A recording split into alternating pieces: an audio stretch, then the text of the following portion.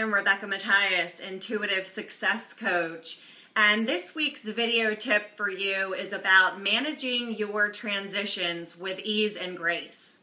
And the reason why this is valuable is because a lot of times people get stuck in this place where they're on a personal evolution journey and they're going through a transformation and they don't know how to manage the transition, and they end up prolonging the process and sort of battling against or within themselves during this process.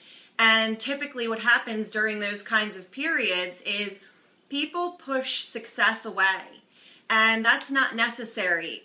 We all go through transitions. Transitions are part of life, and there are ways to manage those transitions from a place of ease and grace that will not push away the abundance that is still coming towards you as you are evolving on your journey. So I want to share with you 3 examples of the possible outcomes that can happen when you manage these transitions from a place of acceptance instead of resistance. So if you are in a territory that is unknown, for example, you could be going through a life-changing situation, a relationship breaking up, a job transition, or even a transition within your own business. I have been coaching for several years now, and I have gone through many evolutionary processes in this business where I'm transitioning and I'm growing and evolving, and many times I have moved into frustration as opposed to acceptance. And when I've moved into frustration, it has prolonged the process. It's made a struggle around me. I probably couldn't see as clearly as I could have if I had moved into a place of acceptance.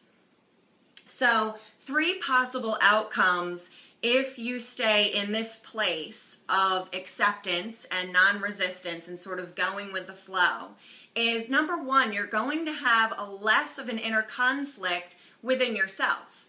And when that happens, boy, life is totally different. So I'm sure you know that when there isn't that battlefield of the mind going on where you've got 2 parts of you conflicting and there's the judging part, like, you know, how come you can't figure this out, and how come you can't get out of this faster? When you don't have that inner dialogue going on, you don't have that inner conflict, and your whole life is different. So sitting in a space of honoring how you're feeling and even honoring the not knowingness, accepting I don't need to know everything all of the time. That's a huge place to get to. So that's one possible outcome. Another possible outcome is if you stay in the space of ease and grace and non-resistance during these times of transition, the new can come in to greet you. So you might not, again, be able to see everything completely clear, but life will bring to you the exact experience that is meant to evolve you in the highest, best possible way. So if you're looking down and not looking up, and you're beating yourself up because you don't know the answer and you don't know which direction to go in, and you're just in a place of a lack of clarity, our society pushes us in those places to know what to do. In fact, if you think about it, whenever you have a problem and you go to a friend, and what do they say? They say, well, what are you going to do? So notice that. That's sort of interesting how we live in a world that doesn't cultivate taking time to sort of meditate and go within and do some journaling and just allowing the space of not knowing.